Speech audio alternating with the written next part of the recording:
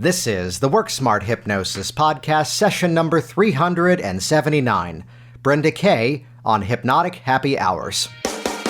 Welcome to the Work Smart Hypnosis Podcast with Jason Linett, your professional resource for hypnosis training and outstanding business success. Here's your host, Jason Linett. Can we just call out that here we are, nearly 400 episodes, and I think this week might have one of the best named episodes ever, Brenda Kaye on Hypnotic Happy Hours, which keep listening to this entire episode to hear the story as to where that came from, and plus just an outstanding idea in terms of client engagement, client attraction, and hey everybody, welcome. It's Jason Linett here with the Work Smart Hypnosis Podcast, and this week we're back into our regular routine of having conversations with other top hypnotists around the world. This way you can hear not only their origin story, but also what makes them tick, what their approach to the work is, and kind of model that journey along the way of how you can continue to grow inside of what you do. So this week on the episode, someone I've known for quite some time and should have had on much sooner, but there's a lot of you, and still we're only up to episode number 379. I've known Brenda Kaye for quite some time, and she and I first kind of connected because we have similar journeys, just kind of in the opposite direction. I was the stage hypnotist who eventually learned how to do hypnotic work with clients one-to-one and had no interest originally in working with clients one-to-one. Meanwhile, there she was, and you'll hear the backstory as how she kind of stumbled into hypnosis through a very interesting experience, which then others were insisting you should do stage, and that was not the goal at all.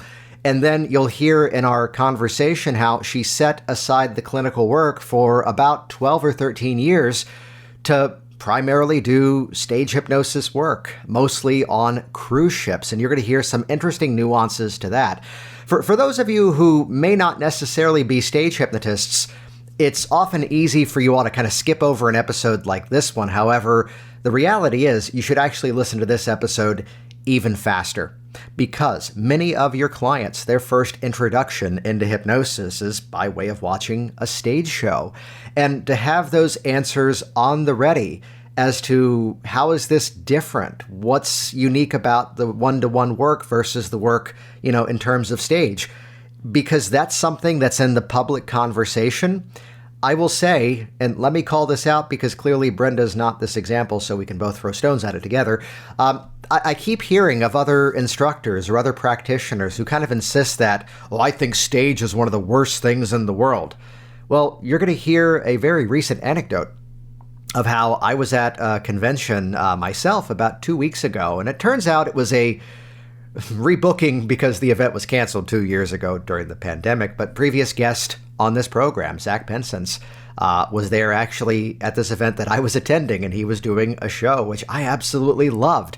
I'd only seen him online or at a hamburger restaurant in Washington, D.C. the one time we hung out previously. But to see how here's a whole crowd of like 700, 800 people who left as raving fans of the work and are now, I'm sure, out there Googling on the web and finding people like me, finding people like Brenda, finding people like all of you. So let's all hang out in this sandbox together, because especially when you hear Brenda's story in this episode as to how, she was out there in her community and using demonstrations, using stage work to actually bring the clients in. And even though some of the cruise ship world is slowly coming back, she's intentionally in this phase of working with clients and going back to the local shows, as I got to tell you, some of the best advertising you can possibly do. So there are takeaways after takeaways inside of this episode, and I will leave it to you to keep listening to hear the story of exactly what are hypnotic happy hours. And step one, don't use that term. It's clearly hers. But two, there's something like that I've been thinking about for a bunch of months now. And no, I'm not going to call it the same thing because that's what Brenda calls hers. Respect the title. But it's very clearly a workable formula to re-engage people who have not yet become clients, or even re-engage people who have become clients and let them become clients once again. So there are some insightful nuances in this episode that I'm sure many of you are going to benefit from, so listen all the way through to the end.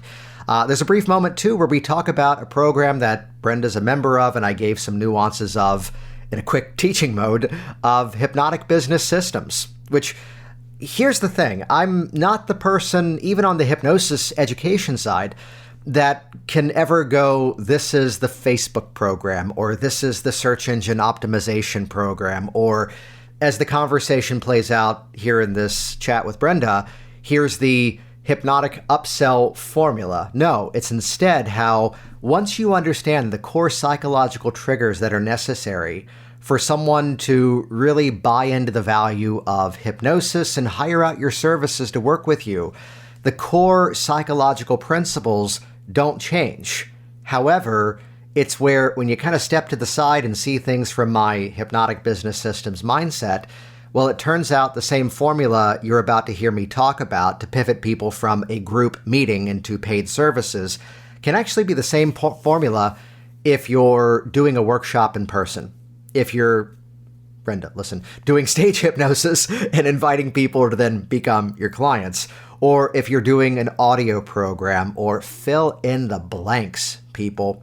Stop compartmentalizing business strategy the same way that, we say over on the hypnotic workers side of things.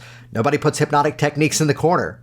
You can use nearly every technique for nearly every single issue, which is why Hypnotic Business Systems is the entire all-access pass to my hypnosis business training library. The program used to be tell you what to do, then it became show you how to do it for some of the technical stuff, which is where you hear me reference Velvet Rope. And you actually see me set it up in real time, so you can build out your own by the time you're done. And nowadays, it's actually kind of graduated up to the level of give you my stuff to get up and running even faster. There are entire step-by-step campaigns you have full permission to slap your name on and publish it to your clients. There are digital programs that you can reproduce with your name and a different title to then even go out there and sell. So it's where even just the done-for-you stuff that's already inside of Hypnotic Business Systems is worth the price of admission. And simply head over to hypnoticbusinesssystems.com, watch the video on that page to get a full tour, and you will see there that we have a couple of options, either a single payment investment for those that want to get the best rate, or brief installment toward lifetime access. We are not membership recurring. Once you're paid in full, you own the program plus any future updates. I'll keep it short here, though, because many of you already have it. But head over to hypnoticbusinesssystems.com, watch the video tour, choose the best option for you to join. And on top of that, we've got a thriving community where we're there to support you. And with that, let's dive directly into this week's episode. Here we go. Session number 379, Brenda Kaye on Hypnotic Happy Hours. I discovered hypnosis by sheer accident. I volunteered for a hypnosis school that needed some guinea pigs to practice on. I had no idea what hypnosis was. I was just really looking for my purpose in life. And I asked if hypnosis could help me figure that out. And they said, I don't know, but let's try. And it was my third hypnosis session in. I had my Oprah aha moment. I'm on top of the Rocky Mountains and I look up at the sky and the clouds part and the sun shines down and I hear this, like angels. And I hear this, Brenda, this is what you need to do. And I had a full body knowing that hypnosis is what I was meant to do. And so in short, I was hypnotized to become a hypnotist. Nice. So out of curiosity, what was the track? What was the path you were on prior to that? I had just dropped out of college to be a graphic designer, and I was just really lost. I didn't know what I wanted to do with my life other than travel the world like a rock star. But I can't sing and I didn't play any instruments, so art school was the next best thing. So I just, I knew I always wanted to have fun. And so I really had some fun jobs. I worked at JCPenney's and I was dressing mannequins at that time. And I was working in the restaurant industry. And then I had started getting into property management. So I was not on a track for health and healing. I was on a track for, something to use my creativity with. Yeah. Yeah. So then here came the opportunity to basically volunteer to be, a subject for new students inside of a class. I have to ask, was there a hesitation to that, or was it just the, hey, why not? You know, I've had the personality, like I like to try new things. So I was just open to it. But then after I agreed to it, I began to think it over and overthink it. And then I saw a movie, The Stir of Echoes, where Kevin Bacon hypnotizes somebody at a party and it unlocks some like ghosts in their head to haunt them. And so I had reservations. I thought, what did I sign up for? Like, what is it going to do to me? And all of those misconceptions that people have, I had. And I even driving to the appointment, I was scared. And it wasn't until she sat me down and explained, this is what hypnosis really is, this is what it's not, that I felt better about it. And even in my first session, I was still scared because I 100% didn't trust that something weird wasn't going to happen. I'm laughing at that because it was just yesterday that I got the call once again, which was, yeah, I saw the movie Get Out, and I'm pretty sure it's not exactly that, but could this really help me quit smoking? And as much as our community is one that could often get upset about these different movies and these different depictions, people will still let that be that first introduction and make the assessment themselves. And hey, you still showed up that day, right? Right. Yeah. And then you chose the Kevin Bacon role rather than the released ghost role. So that makes sense. I know, right? The irony of it all. Which we tend to jump around in this conversation here that, you've got the experience of doing, work in terms of seeing clients, running group programs, also stage hypnosis. Mm-hmm. Do you kind of have a stock answer when this sort of things popped up, as in, I saw this in a movie, I saw this on a TV show, that sort of thing? Yeah, I think my stock answer would be, it's not like what you see in the movies. They play it up for dramatic effect. And then I go into, what it really is. Yeah. But yeah. And oh man, watching that Get Out, it even scared me. And I know about hypnosis, I'm like, ooh, that makes hypnosis sound creepy. But, I said everything is over dramatized in the movies just to get you to pay attention. And that's what it's all about. I go to the moment you just highlighted there, which is the real reason I wanted to, go off on this for a moment, which is there still was some reservation, but then at the end of it, I don't want to downplay it, but there at the end of it is sometimes the, oh, that's it. But not a, let me do the tonality right. It's a, oh, that's it, as opposed to a, oh, that's it. Right. Yeah. That sort of normalization of the experience because, oh, that was fine. Mm-hmm. And it's often why, we may get, there's another little nudge towards the benefit of a possible multiple session model then. So, we don't have to get into all the personal details of it, but though here came this breakthrough as a result of being the client of the process, what was then that thought process of, what came next after that sort of full body, acknowledgement of going, I got to do this? Well, and I think I had that aha moment, but then over my time with the practitioner and going through the sessions, and they've made me commit to experiencing 6 sessions, but that third one is the only one I vividly remember. But I just knew that within each session, I felt more empowered and I felt more confident. And I felt like this is the coolest hidden secret that I need to tell everybody about. And if it makes me feel this good, I want other people to feel this good. What's great about that is as we tell our own story of how we got into it and the before, the during, the after journey of that, that's a thing that also helps to normalize the process even further then. So then I'm maybe assuming you did the training with the same group that you were first introduced to? Ironically not. And, cool. And here's why. The school that I ran into was they were advertising at a street fair in Boulder, Colorado. And if you know anything about Boulder, it's our hippy dippy college town. And so the hypnosis school that was up there, in my brain at that point, the school was a little too airy-fairy hypnosis, if that's a real term. Yeah. And so I wanted something more therapeutical and medical based. So I found a different training program. which that's really awesome to hear, because so often, here might be a specific school of thought, a specific approach. And it's even how, as many trainings that I often do, someone will reach out and go, I want this. And I can go, great, you should call this person. Mm-hmm, mm-hmm. But it's in that alignment. So then in that journey early on, was there a specific goal, a specific audience that you were originally intending to focus on?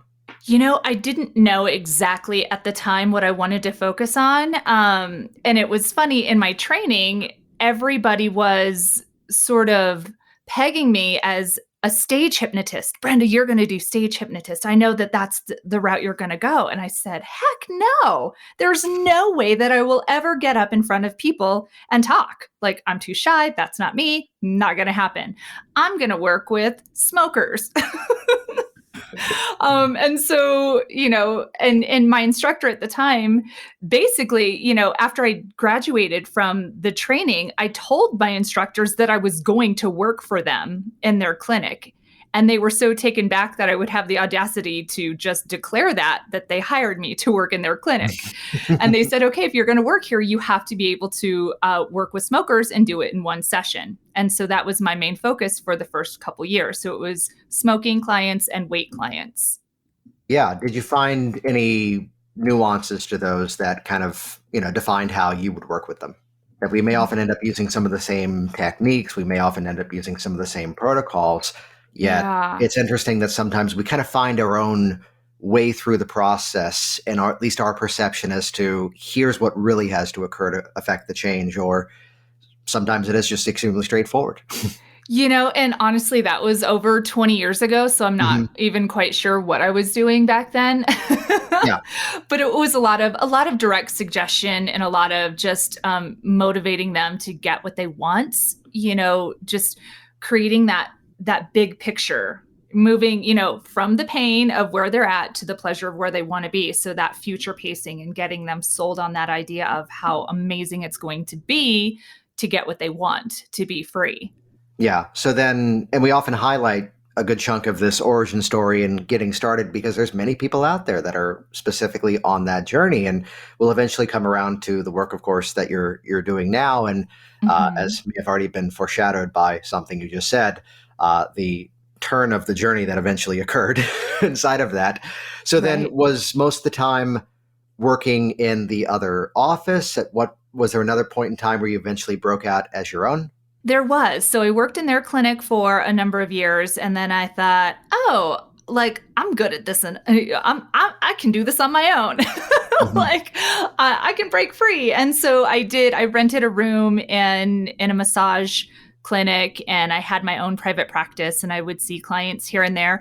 And it was just part-time while I was working in property management. And so I, was kind of tipping the scales, but we're bouncing between those two worlds. Like, I'm going to hold on to this job just just for the perceived security of money while I'm building up my practice. And so then I built my practice up to the point where I could release that part-time job. And then I released everything and something way bigger happened. Oh, that sounds like a transition. So what was that transition? Should I tell you, or should I tell you the story behind it? Story. Story. So once I learned about hypnosis and helping people achieve their goals, like becoming a non-smoker or releasing the weight, I thought, so you can hypnosis helps you to use the power of your mind to achieve your goals. What is my goal? What is it that I want out of life? What is it that I want to work on? And so I went back to my high school dream of, I want to travel the world like a rock star. And so I said, what if I plant the seed of, I want to travel the world like a rock star? And then what else do I want? I want to live like I'm on vacation. I want to work less. I want to make more. I want to do what I love and earn a good income, like all of those things. I was planting in my subconscious with via hypnosis. And then that led me to the magical moment of meeting somebody at a hypnosis conference. And it's funny, like I had wanted to go to the NGH conference for years and years and years. And this one year, I think it was 6 or 7 years into my career, I just knew I had to go. And I had this, again, burning sensation, this burning desire that I have to go to this conference. I don't know why, but I had to. And it was then that I met somebody that found out what I did. They said, "Oh, you do stage hypnosis. Have you ever thought about working on a cruise ship?" And I said, "Oh my God, that sounds like exactly what I'm looking for. That's like all the seeds that I planted just blooming, my garden all at once." And so he said, "Let me show you how." And so did the training, learn how to craft my stage show to work on a cruise ship, which is entirely different. But that meant that I had to give up everything.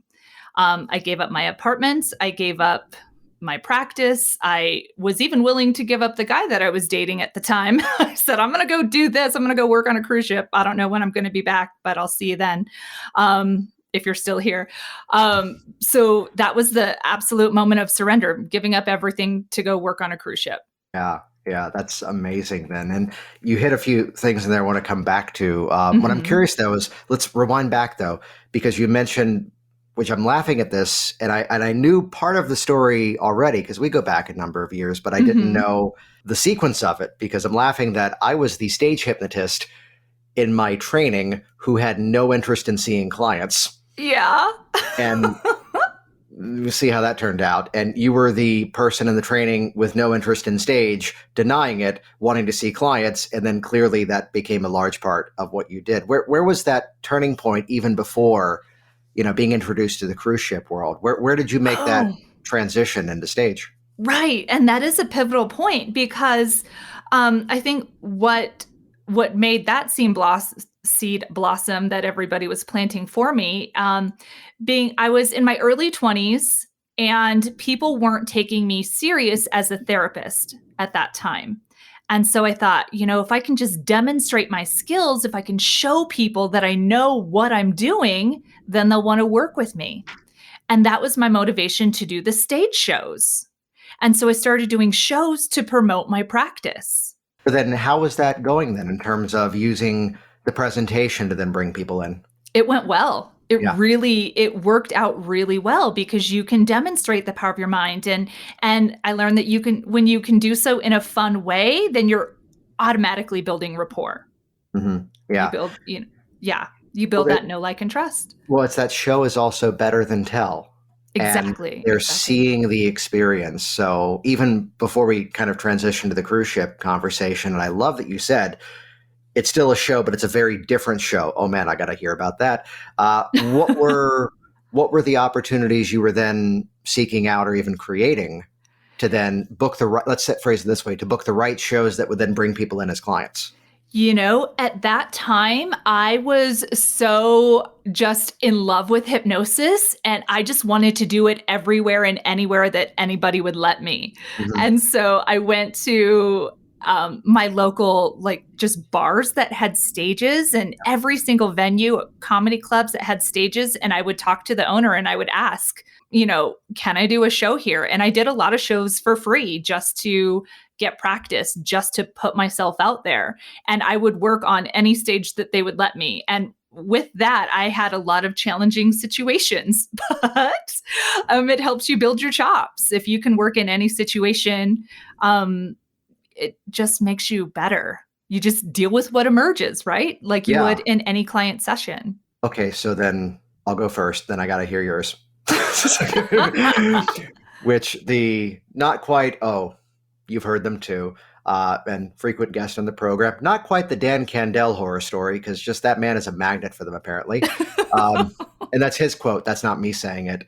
Right. But the show that I did that had 5 people in the audience and all 5 volunteered, and I'm like, who's going to watch this? Right. And somehow, and there's no shaming intended in the story, yet it is intentional that I have to share the details. It very quickly became evident that the 400-pound man who had volunteered was what we all would call the flopper. Oh, right. Mm-hmm. And every other volunteer was smaller than I am. So it became this executive decision to only be able to do the to with one person, bank on the one volunteer. Luckily, it turned out to be phenomenal. Yeah. Because it just wasn't safe. And meanwhile, the sound system died. The people in the crowd, because they weren't now on stage with me. Stage, did you hear the air quotes? They weren't in that corner with me. Right. became massively drunk, and basically it turned into, I'm just going to play with this guy for the next 45 minutes. Oh, yeah. And now that eventually, as I was doing stage work, turned into, hey, only microphone we had was the lectern with the microphone hardwired to it. Is that okay? I'm like, yeah, I'll figure it out. Oh my gosh. Oh, So no. you kind of find your way around it. It was a Jeffrey Ronning used to call that the Navy SEAL training. Mhm. You got a story of the I still pulled it off even despite the environment? Oh man. Yeah. And so I've got a lot of those stories. I'm trying to figure out which one. And I think to highlight, I think if you're a stage hypnotist, one of your worst fears ever is that nobody volunteers, right? Mm-hmm. And so all of the crazy bar gigs that I had, this story happened on a cruise ship. And it was like an awkward late night. It was probably, a 10:30, 11 o'clock show, and people were still out in port, and people weren't on the ship. And, on the ships, there was like 1,000-seat theater, and it was my birthday, and my mom was on the cruise, and I had to do the show. And I look out from behind the curtain, and there's like 10 people in the audience in a theater full, like 1,000-seat theater. There's 10 people in the audience. And so I walk out on stage and I give full energy, like everybody's there. And I do my pre-talk, like everybody, the entire theater is full. And then I call for volunteers, and nobody raises their hand. Out of the 10 people, not one person raises their hand to come on stage. And I'm like, oh my, what do I do now? Like, I've never had this. What do I do now? And then I'm like begging, come on, people, it's my birthday. Somebody please come on stage. Like, I was groveling. So that was like a really low point. And then the fact that it was on my birthday was even worse. But I think I got 5 people up on stage. So 5 people on stage, 5 people in the audience. And then just much like you, Jason, I just played with the 1 or 2 people that were really good. But it was such an awkward show. But you just have to go on like you mean it. Yeah. Yeah. So you mentioned that transition, though, where here came the opportunity to, as you said, travel the world, live like the rock star, do the work on the cruise ships. And you said that it's a very different kind of show. Can you elaborate on that? I said that? Right. It is a different kind of show because you have to follow parameters. Yeah. I mean, you have 45 minutes to do your show. 50 minutes is pushing it. And it has to be super squeaky clean. And it has to be, you have to really be mindful of the audience and the moving ship and all of those dynamics. And so it has to be, it has to be clean. You have to know what you're doing, and you have to keep it in a certain time frame. I think those are the most important things. Yeah. And just to riff off that for a moment, the part about time frame is, I think, one of the best nuances when people ask the question. Like you saw, this is releasing about a week after I was at an event in Arizona, which actually turns out he had got the invite to do this program 2 years ago. Then a lot of events were canceled because there was a thing that was going on. Right. And then that's where Zach Pensis was at this event that I was just at in Arizona. It's like, oh, cool, I get to see his show. Yeah. And the conversation often pops up with people as to, why did you send this one back? And, I'm sure the same is true in that environment, that kind of like the stories that we both just shared, it doesn't mean those people cannot be hypnotized. It means if we really had time to keep working with that one individual, we could probably get to where we needed to go. Yet there's, in your situation, another show about to come in. Mm-hmm. Or, behind the scenes, there might be hey, this other speaker's coming on at this time. And that's, in any venue, the easiest way to not be welcome back. I remember, I have no cool way of ever using this sentence. My friends from Magic Camp Right. Pause for a moment to collect my dignity again. Who some of them were stagehands on one of the magic shows in Vegas a number of years ago, and it was, oh, cool, good to see you. Go wait in the lobby because if we are over by this amount of time, we have to pay a fine. Oh, wow. And it's that other things are using the stage, or union has to be paid as a result of it. So Right. there comes that need to wrap up on time, though. What I'm curious to chat about is the way that very clearly you have created a blend of the two worlds, of how you're using, because to go on your website, here's different programs that you offer. Here are mentions of like educational seminars that you do. So then what are the ways that you've kind of expanded beyond, or not really even expanded, that you've brought the whole world back together in terms of the personal development as well as the entertainment? Can you talk about sort of that blend of all these worlds that you have now? Yeah. So when I was on the ships and I was performing, one of the blessings of being on the cruise ships, and after you do your show, you are with these same people for at least a week, if not more. And so then I was able to offer them workshops and seminars on hypnosis to dig a little deeper. So if the show intrigued them, I could teach them even more about hypnosis and how they could use it in their own life for personal development. So learning how to do the seminars was really fun, and then offering people the opportunity to go deeper. And on the ship, the only way I could help them more fully was to offer them hypnosis recordings on a USB that they would take home and they can experience hypnosis that way. Or I could recommend that they would go see a hypnotist in their own hometown. But with the blessing of what happened in the last 2 years and everybody shifting to online communication, I learned how to pivot hypnosis online and then work with people all over and then work with them one-on-one. So it gave me the opportunity to get back to the therapeutical aspect of hypnosis. So instead of just doing seminars or doing shows, I learned how to work with people one-on-one so we can dig in for that personal development in a personalized and tailored way versus listening to just hypnosis recordings. Right. And tell me if I have part of the timeline correct here, that here you were at one point working in someone else's office, then you launched your own. Then here came the stage hypnosis to bring more people into your world, which then created this drop everything opportunity to then get on a boat and travel around the world. And then as everything kind of stopped about 2 years ago and still is slowly on the upward momentum coming back in, it kind of creates this opportunity of a blend. But correct me on this, that for the most part, the one-to-one work went away for a while, right? The one-to-one work? Yes. Yeah. When I was working on the ships for 13 years, I completely gave up the one-to-one work. Yeah.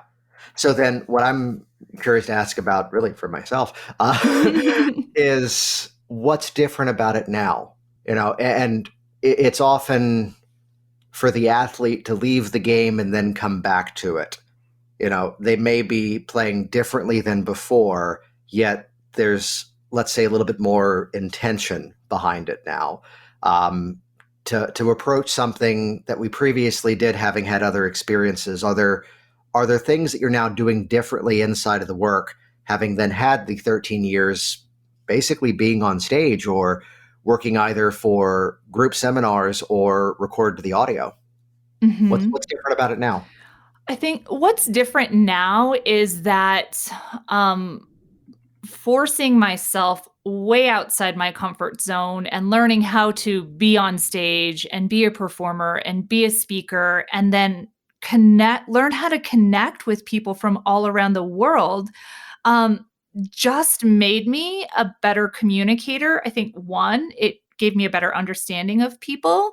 And then when it came to doing something entirely different in my business via working online, working on Zoom, which I was terrified of, much like I was terrified to go on stage. It just calls back to your roots. Okay, let's give myself suggestions. Let's use this tool that I use on other people on myself to get more comfortable in the situation. So I think the learning curve to moving online was easier for me because I have this tool to offer. And I think going with that, I know that hypnosis is a tool that helps people. And in these last 2 years, people have needed help more than ever, dealing with stress, dealing with sleep, dealing with anxiety, so many things. And so I was more motivated by wanting to help people than my fear of like, oh my God, I'm going to look stupid on camera. That's one of those biggest takeaways that people often have, or let's phrase it this way, should begin to have, which is that when we take that fear cycle out of ourselves and make that real connection with that other person, that's where suddenly, the person who was terrified of going out on the webcam and even doing a video or going out on social, it's that no longer we're talking to the masses. Instead, it's as if we're talking to that one person who needs to hear that message more than anyone else. Right. There might be an answer to this. There might not. Was there a perception of going back to the one-to-one work, though specifically online, that something that originally was standing in the way that now has become a strength of yours? Or maybe something you previously believed and now see a different way around it? Well, I always knew that I would go back to helping people. I always knew that I would go back to the therapy aspect. And doing the stage shows and working on ships, I'm like, I just have to do this now while I can, right? I need to take this opportunity just to go have fun, spread the word. And I don't know if I'm answering your question right, but I always knew I would go back to the therapy. And even I think just a year before COVID, I opened up another office again. I was trying to open an office. Let me take out trying because I don't like that word. I did open an office while I was still on the ship, and I thought I could maintain both. And I wasn't really good at maintaining both of those worlds. And then with the thing that happened, I gave up the office and then just pivoted completely online. Yeah. So then was there a point where the online just finally clicked for you and then became easy? Yeah. Once I started doing some hypnotic happy hours, so I did the group Zoom sessions for everyone on my mailing list. I said, hey, let's get together. Let's learn how to be on Zoom. I did that and I loved it. I love the energy of being able to connect with people, even though it was virtual. And so that was at the start of 2020. I think maybe it was April or May, I did my first happy hour, and I just had so much fun that I just knew that this was still a great way to connect with people. Which, two things, now we officially have the title of this week's episode.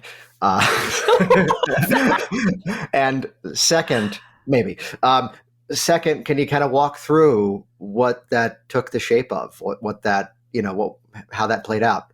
Like, did you go in with a specific agenda when you did those? I think my agenda was to see how this online thing works and to offer an opportunity for people to get together in a fun way and relieve some stress. Mm-hmm. So those were my only intentions. Yeah. Were you going in with like a specific outline of what you're going to do, or was it more just let's gather together and see what happens? My rough outline was to kind of go off of my show structure, where I tell people, here's what to expect. Here's a little bit about hypnosis if you've ever experienced it. I ran them through some imagination exercises just for fun. And then we just dove right into a group hypnosis session. Close your eyes. Let's relax. Here you go. So then was there a specific way that then brought in clients, or was it just a simple invite at the end?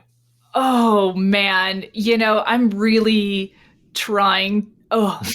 Cancel. I'm really working on getting better at the offer at the end, because I think in that moment I didn't think it through all the way, but I'm learning, you always got to have the next step. And I didn't have the next step at the time because I didn't understand that was a thing. And, I just said, hey guys, if you've enjoyed this, I just want you to know that I am available to work online one-on-one if that's something that you're interested in. And I think most everybody on that Zoom call was already familiar with me via the cruise ships, and they probably already had all of my programs on USB. I did have a couple of them reach out to do some more specific things. So maybe I booked a couple sessions off of that, but I really didn't have a strong offer directing them, telling them what I wanted them to do. Yeah, which typically in interview mode on these and more conversation mode, I've just slipped. We don't use the word interview here anymore. It's capturing the conversation. Though, hey, one-to-one, let me personally now sell you further into the program you already have access to, Hypnotic Business Systems. Right? Oh.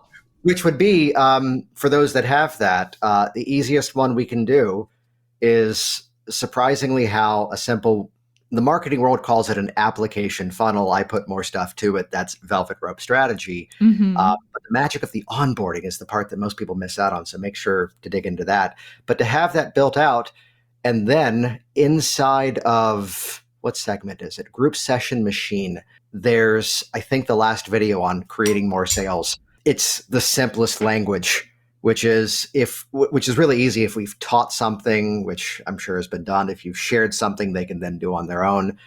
And it's the most non-salesy pivot I've ever managed, which is, hey, just as a heads up, you can keep making use of what I've shared with you and with practice see some results, though I'm curious if some of you want to get those results faster and easier. And if that's the case, that's why I've made this link available. Just go there. But the little pivot are the two magic words of faster and easier. Mm-hmm. Brilliant. Well, thank you. But also pull back everything we would ever purchase is a faster and easier offer, because we buy a phone. It's a faster and easier way to call someone rather than drive to their house. Right. Right. We go to the grocery store and buy milk. It's a faster and easier offer than milking the cow yourself. Behind every buying decision is a faster and easier decision. So just respectfully smack them in the face with those words. Right. And it takes the stress out, because that's the key difference. They could use a simple self-hypnosis technique and with practice and repetition see some results, though working with you sells faster and easier, which is why go here to brendashypnohut.gov, whatever the website is. Right. No, BrendaHypnotist.com, right? Yes, that's right. Which we'll link to that, of course, over in the show notes at worksmarthypnosis.com/379.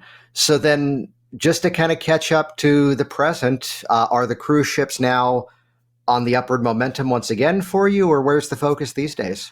The cruise ships just recently allowed hypnotists back on board, but I'm not 100% ready to hop back on board. So I'm just sticking with the online hypnosis for now. But I also am going out and doing more live shows locally now that the world is opening back up. So just to have that opportunity to do that in my hometown is not something that I've done for a really long time. So I'm just focusing on being on land right now, on land and online. Nice. Ooh, yeah. I like that. So to kind of rewind back to where we started, if you had to kind of define what's different in the perception of hypnosis and even what we can do as practitioners compared to what some of the assumptions might have been very early on, even as the early student, what would you say is that bigger difference in that perception at this point? The perception of hypnosis? What's different now? Either hypnosis itself, or at least how we can better serve our clients, how we can better serve the general public. I think the opportunity that we're afforded now that we weren't 20 years ago is that we can work with people all over the world. It's much like you said, it's faster and easier now. All we have to do is log on. We don't have to drive to an office. Our clients don't have to drive to an office. They can make the changes in the comfort of their own mind from their own home, much like you talk about. So I think it's easier now than ever to connect with a worldwide audience and to serve more people. Absolutely. So then I mentioned the website already. Where can people best track you down? How can they get in contact with you? The best way to reach me is through my website, which is BrendaHypnotist.com. awesome. And we'll link to that in the show notes over at worksmarthypnosis.com/379. I'm sure we've dropped several references, which the Rockstar production team who does the edits on this will put those into the show notes over there too. Before we wrap up, any final thoughts for the listeners out there? I just want people to know how truly powerful they are. Bottom line, you're so powerful and you can have anything you want in life. You just need to put your mind to it. Jason Linett here once again, and as always, thank you so much for interacting with this program, leaving your reviews online, and my personal favorite, using these episodes as your ongoing conversation in the industry. I will say this next phrase with a little bit of care to it, to say always respect other communities, but even today, here's a moment where somebody asked a question in the Mike Mandel hypnosis community, and someone responded, who I believe is a member of basically all of our Work Smart Hypnosis programs, and linked to episodes of mine that, yes, provide a lot of value, just like this conversation you just listened to. They shared Hypnotic Pre-Talk 2.0, and they shared the Convincers episode. And I say do this with care because, respect when it's someone else's community, yet many of these groups, it's funny when sometimes in other Facebook groups that are not necessarily associated to a more positively minded outlook on the nature of our world. Did you hear everything I didn't say there? These are people that we're all friends. So oftentimes, you'll see me emailing stuff out on behalf of, Mike and Chris or Sheila Granger or the Jacquins or other folks in our world. It's part of the story behind this podcast episode. It's why I've said for years, the more we're all successful, the more we're all successful. And that's something that, as I'm recording this the Wednesday, June 22nd, before the release the following week. But actually, hey, this episode is coming out the week after our 8-year anniversary. First episode dropped on June 24th, 2014. I think it was Scott Sandland who said on episode number 300, "Oh, you're serious. You're going to keep this up. Cool." Yet you find that the deeper you get into our world, those who are the most giving, those who are the most supportive, also turn out to be the ones that are also the most successful, which in one part is why I feel completely safe. Yes, it is a paid program because it is kind of my life's work inside of hypnoticbusinesssystems.com, yet it's where you see that we really all mean it. The more we're all successful, the more we're all successful. Let's celebrate each other. And as a side note, I will leave it encrypted here, but I clearly won't tell the entire story. But the other podcast that I do, Hypnotic Language Hacks, there's something that someone emailed me when I was in the audience watching Zach Pensance do his show, which has inspired a whole episode on the other program to the business-minded audience, which, if you're a subscriber to that one too, you'll know it when it drops, and I'll just leave it at that. Simply put, the more we're all successful, the more we're all successful. There's no reason to have to reinvent the wheel. There's no need to have to invent from scratch. Model what works and model the stuff that has actually been proven to be effective in the industry you're trying to build.